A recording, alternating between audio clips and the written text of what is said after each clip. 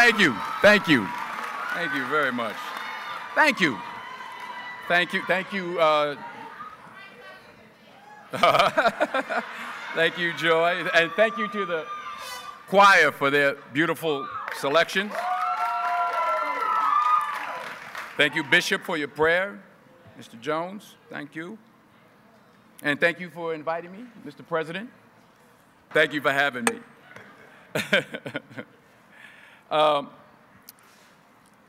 Let me take this moment to, first of all, wholeheartedly, I guess I can do this without my glasses. I can see, huh? Maybe. Let me take this moment to wholeheartedly congratulate each and every one of you today. You graduated, you did it. You made it. Congratulations to you. And you did it all by yourselves. Nobody helped you. No, that's not true. That's what, that's what I thought when I was young. I starting to really make it as an actor. I came in, I talked to my mother. I said, Ma, did you think that this was going to happen? I'd be so big and I'll be able to take care of everybody and I can do this and I can do that and I can. She said, boy, stop it right there. Stop it right there. Stop it right there. He said that if you only knew how many people that had been praying for you, how many prayer groups she put together, how many prayer cloths she gave me, how many times she splashed me with holy water to save my sorry behind, as she said it. She said, oh, you did it by yourself? I tell you what you can do by yourself. You can go outside, get a mop and a bucket and wash them windows. You can do that by yourself. Superstar. So I'm saying that to say I want to congratulate all the parents and friends and family and aunties and uncles and grandmothers and grandfathers and teachers and friends and enemies, all the people that helped you to get where you are today. Congratulations to you all. I'm going to tell about 2-3 stories. I'm going to keep it real short. I remember my graduation. Speaker got up there, went on forever, blah, blah, blah, blah, blah, blah, blah, blah, blah. So I'm going to keep it short. Number 1, put God first. Put God first in everything you do. Everything that you think you see in me, everything that I've accomplished, everything that you think I have, and I have a few things, everything that I have is by the grace of God. Understand that. It's a gift. 40 years ago, March 27th, 1975, it was 40 years ago, just this past March, I was flunking out of college. I had a 1.7 grade point average.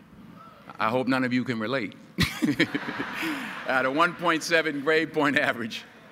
I was sitting in my mother's beauty shop. They still call it beauty shops now? What they call it now? Yeah, I was sitting in the beauty parlor. I was sitting in my mother's beauty parlor, and I'm looking in the mirror, and I see behind me this woman under the dryer. And every time she looked up, every time I looked up, she was looking at me, just looking me in the eye. And I didn't know who she was, and I said, she said, somebody give me a pen, give me a pencil, I have a prophecy. March 27, 1975, she said, boy, you are going to travel the world and speak to millions of people. Now, mind you, I was flunked out of college. I'm thinking about joining the Army. I didn't know what I was going to do, and she's telling me I'm going to travel the world and speak to millions of people. Well, I have traveled the world, and I have spoke to millions of people. But that's not the most important thing, the success that I had. The most important thing is that what she taught me and what she told me that day has stayed with me since. I've been protected. I've been directed. I've been corrected. I've kept God in my life, and it's kept me humble. I didn't always stick with him, but he always stuck with me. So stick with him in everything you do. If you think you want to do what you think I've done, then do what I've done and stick with God. Number 2, fail big. That's right. Fail big. Today is the beginning of the rest of your life, and it can be very frightening. It's a new world out there. It's a mean world out there, and you only live once. So do what you feel passionate about. Take chances professionally.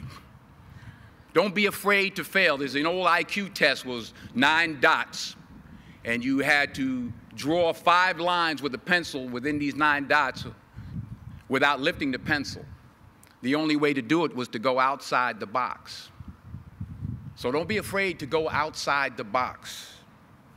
Don't be afraid to think outside the box. Don't be afraid to fail big, to dream big. But remember, dreams without goals are just dreams, and they ultimately fuel disappointment.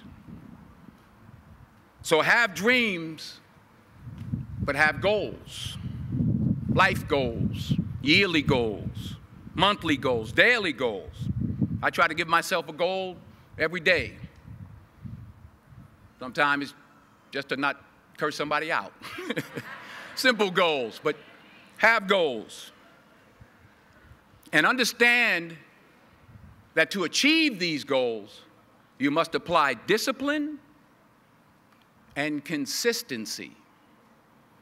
In order to achieve your goals, you must apply discipline, which you have already done, and consistency every day, not just on Tuesday and miss a few days. You have to work at it every day. You have to plan every day. You've heard the saying, we don't plan to fail, we fail to plan. Hard work works. Working really hard is what successful people do. And in this text, tweet, twerk world that you've grown up in, remember, just because you're doing a lot more doesn't mean you're getting a lot more done. Remember that. Just because you're doing a lot more doesn't mean you're getting a lot more done. Don't confuse movement with progress. My mother told me, she said, yeah, because you can run in place all the time and never get anywhere. So continue to strive, continue to have goals, continue to progress. Number 3, you'll never see a U-Haul behind a hearse. I'll say it again. You'll never see a U-Haul behind a hearse. I don't care how much money you make, you can't take it with you. The Egyptians tried it. They got robbed. That's all they got. You can't take it with you. And it's not how much you have. It's what you do with what you have. We all have different talents. Some of you will be doctors, some lawyers, some scientists, some educators, some nurses, some teachers. Yeah, okay. Some preachers. The most selfish thing you can do in this world is help someone else. Why is it selfish? Because the gratification, the goodness that comes to you, the good feeling that I get from helping others, nothing's better than that.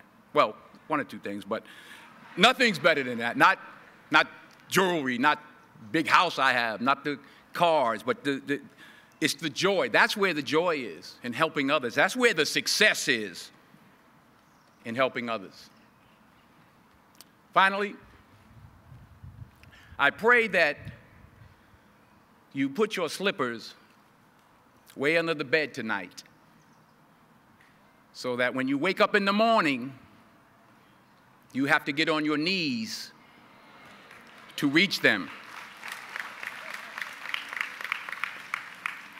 And while you're down there, say thank you for grace. Thank you for mercy. Thank you for understanding. Thank you for wisdom. Thank you for parents. Thank you for love. Thank you for kindness. Thank you for humility. Thank you for peace. Thank you for prosperity. Say thank you in advance for what's already yours.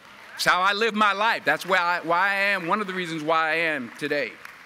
Say thank you in advance for what is already yours. True desire in the heart for anything good is God's proof to you sent beforehand to indicate that it's yours already. I'll say it again. True desire in the heart, that itch that you have, whatever it is you want to do, that thing that you want to do to help others and to grow and to make money, that desire, that itch, that's God's proof to you, sent beforehand already to indicate that it's yours. And anything you want good, you can have. So claim it. Work hard to get it. When you get it, reach back. Pull someone else up. Each one, teach one. Don't just aspire to make a living. Aspire to make a difference. Thank you.